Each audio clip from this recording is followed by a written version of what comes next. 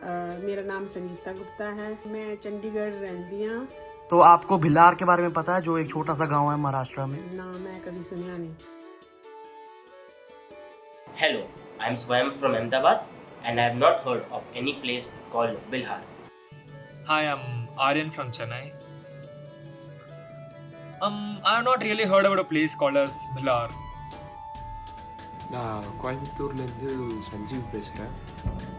அப்படி எதுவும் கேள்விப்பட்ட மாதிரி எனக்கு தெரியல. Hi, I'm Pragati from Coimbatore. No, I haven't heard of a place named Bhilar.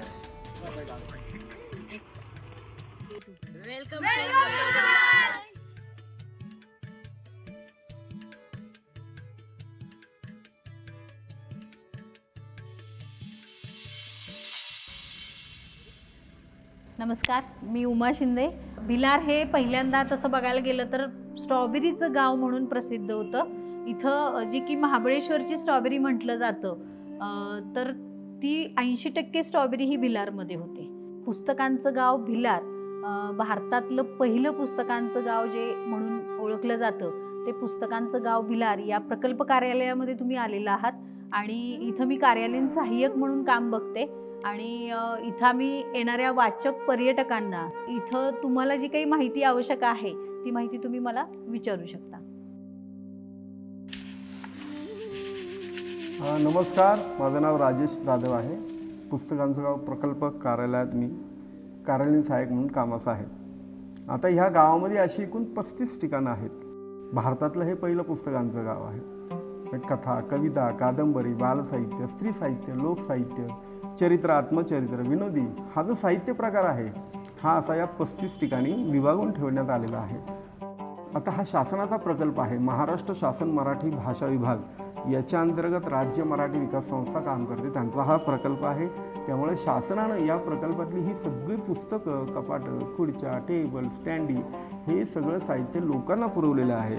आणि लोकांनी त्यांच्या राहत्या घरातली जी जागा आहे त्याच्यामधली म्हणजे 100 स्क्वेअर फूटापासून जवळजवळ 500 स्क्वेअर फूट एवढी जागा लोकांनी फ्री ऑफ चार्ज विना मोबदला ह्या प्रकल्पासाठी दिलेली आहे.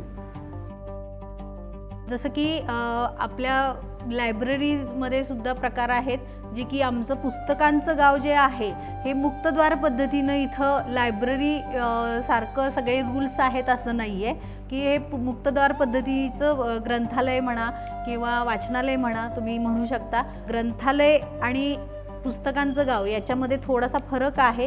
ग्रंथालयामध्ये तुम्ही गेलात की तुम्हाला तिथं तुमचं बारो कार्ड असतं किंवा एखादंच पुस्तक तुम्ही जे ग्रंथपालाला मागता तेच पुस्तक तुम्हाला तिथं उपलब्ध होतं. पण इथं तसं नाही आहे की तुम्हाला कथा वाचायची आहेत तर तुम्ही कथा दालनामध्ये जाऊन विनामोबदला वाचन करू शकता.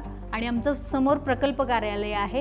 इथं आम्ही या दालनामध्ये माहिती केंद्राचा म्हणून सुद्धा वापर करतो. इथं तुम्हाला सगळी माहिती दिली जाते आमच्या प्रकल्प कार्यालयाकडून, जेणेकरून तुम्हाला गावामध्ये सहजरित्या म्हणजे फिरता येईल, ती पुस्तकं बघता येतील.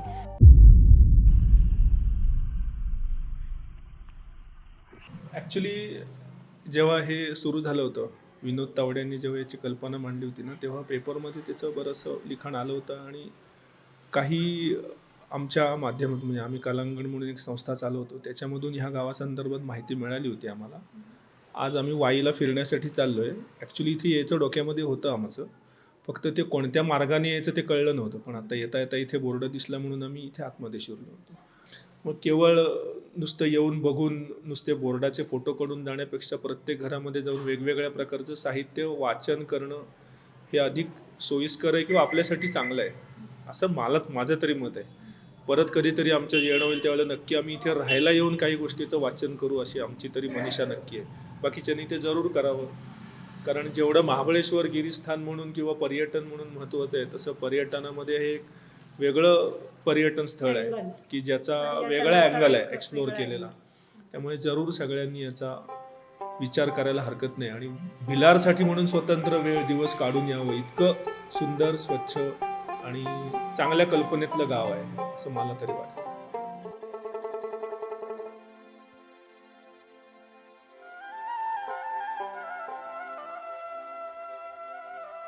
माझे नाव आरोही संतोष भिलारे. माझ्या गावाचे नाव भिलार म्हणजेच पुस्तकांचे गाव असे आहे. मी जिल्हा परिषद प्राथमिक केंद्रशाळा भिलार येथे शिकते. आणि मी 6वीत शिकते. लहानपणी माझे मम्मी पप्पा मला झोपताना गोष्टी वगैरे सांगत होते आणि हळूहळू मग गोष्टीची पुस्तकं मी शाळेत जायला लागले आणि मग मला वाचन पण करता येऊ लागलं. मग त्यावेळेस मी इकडून असे एक पुस्तक घ्यायचे आणि आमच्या शाळेमध्येच बाल साहित्य दालनसुद्धा आहे ना, तिथे देखील मी तिथले पुस्तकं घेऊन वाचू लागले.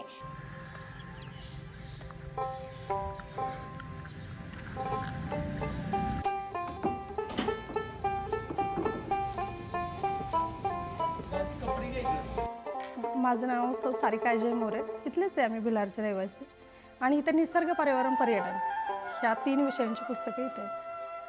आणि ह्या गाव पहिलं स्ट्रॉबेरीसाठी तर फेमस होतं, आता पुस्तकांसाठी झालं आहे. तर आज जगभरातून आज मोबाईलच्या युगात सुद्धा म्हणजे असं लोक येतात पुस्तकांसाठी वाचायला ह्याला, ते छान वाटतं. आज आम्ही ह्याचा एक घटक आहे आणि छानच वाटतंय. 2017ला ज्यावेळेस हा प्रकल्प घेतला त्यावेळेस त्याच्या माध्यमांद्वारे मीडियाद्वारे खूप त्याचा मोठा म्हणजे प्रसारण झालं. लोक खूप लांबून लांबून यायला लागले. त्याच्यामुळे प्रत्येक दालनात लोक भेटी देतच होते. गाव छान वाटत होतं लोकांना, प्रत्येक असं निसर्गाशी याच्या संलग्न छान वाटत होतं. मग ज्यावेळेस इथं निसर्ग पर्यटनाला ज्यावेळेस लोकांनी भेटी दिल्या त्यावेळेस इथलं निसर्ग पाहून, इथलं सौंदर्य बघून किंवा इथं राहण्याची जेवणाची उत्तम सोय आहे पाहून छानसा फरक पडला. आता मराठी हा विषयांचा प्रकल्प आहे तर जास्त करून मराठीच लोक वाचता येतात, कारण ज्यांना हिंदीचं हे आहे समजा गुजराती वगैरे असतील तर त्या लोकांना एवढं हे नाही आहे, याचा प्रकल्पाचा काही उपयोग नाहीच आहे, कारण तिथे जास्त करून मराठीचीच पुस्तकं जास्त आहेत. त्याच्यामुळे मग जास्त करून मराठी लोक वगैरे येतात ज्यांना निसर्गाचा अतिशय वेळ आहे, पर्यटनाविषयी जास्त त्यांना म्हणजे आवड आहे, अशी लोक पुस्तकांसाठी जरा जास्त येतात, त्यांचा कल जास्त आहे.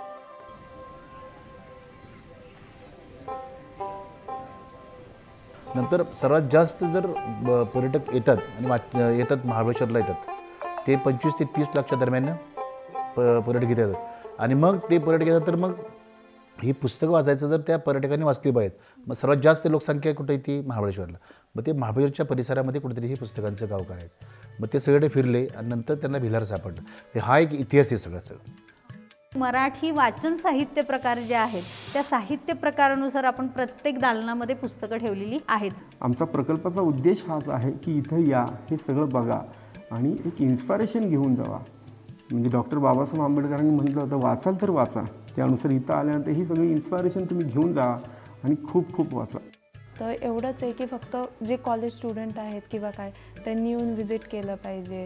लाईक कॉलेजनी जे ट्रिप्स वगैरे इमॅजिका किंवा आपण वॉटर पार्क्सला वगैरे जे ट्रिप काढतो, इन्स्टेड ऑफ दॅट की त्यांनी अशा प्लेसला व्हिजिट केलं पाहिजे जिथून थोडंफार तरी नॉलेज भेटेल. लाईक येऊन बघून त्यांना एक आयडिया तर भेटेल की समथिंग म्हणजे आहे काहीतरी जिथे आपण जाऊ शकतो, वाचू शकतो.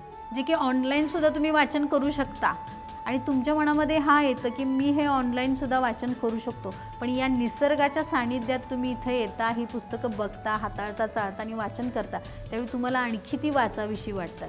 स्ट्रॉबेरी खात खात तुम्ही पुस्तक वाचनाचा एक आगळा वेगळा आनंद छानपैकी घेऊ शकता. पुस्तक माझा मित्र, त्यामध्ये असतात छान छान चित्र, पुस्तक शिकवतात गोष्टी छान. पुस्तकाला मिळतो नेहमी मान, पुस्तकाला मिळतो नेहमी मान.